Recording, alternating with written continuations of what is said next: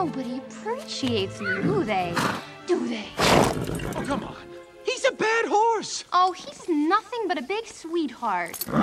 We were very picky about who we chose to play these roles. I play Rapunzel in Tangled, and she's sort of the heroine of the story. For Mandy's part alone, Rapunzel, we saw 300 actresses. It is amazing, and Mandy was perfect. You know, she's got the right personality, she's got this great heart, incredibly intelligent, very quirky, and she's got this beautiful singing voice. She has this ultimate goal and dream of seeing what the world outside of her tower is like. I want to see the world, and not just from my window. Through a bizarre set of circumstances, employs this stranger, coaxes him into sort of accompanying her on this journey. As far as finding Zach goes, you know, he was equally as hard. We looked at about 150, maybe 200 actors for his role. How you doing?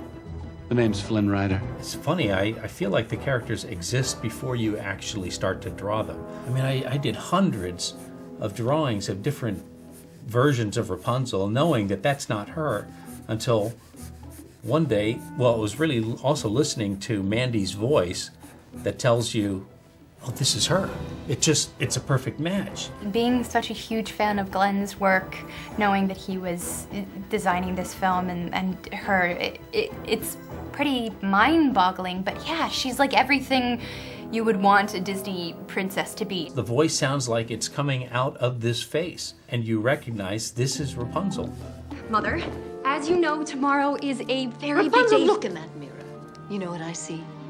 I see a strong, confident, beautiful young lady. Oh, look, you're here too.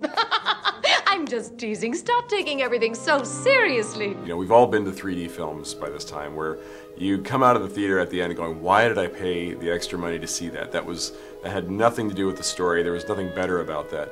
The 3D Entangled is just, it's very tasteful, but at the same time we do use it for huge dynamic sequences, like when you have 23 million gallons of water smashing down that canyon. Rapunzel's hair is thrown out of the tower and it falls right towards the audience, or 100,000 lanterns are floating in the air, and little kids were reaching out to touch the lanterns as they're floating out into the audience. I mean, that was fun, but we also tried not to let it be gratuitous. We really wanted it to create as believable a world as possible. It's like something you've never seen before. Hey, you don't look so good, Blondie. Maybe we should get you home, call it a day. Probably better off. This is a 5-star joint after all, and if you can't handle this place, well, maybe you should be back in your tower.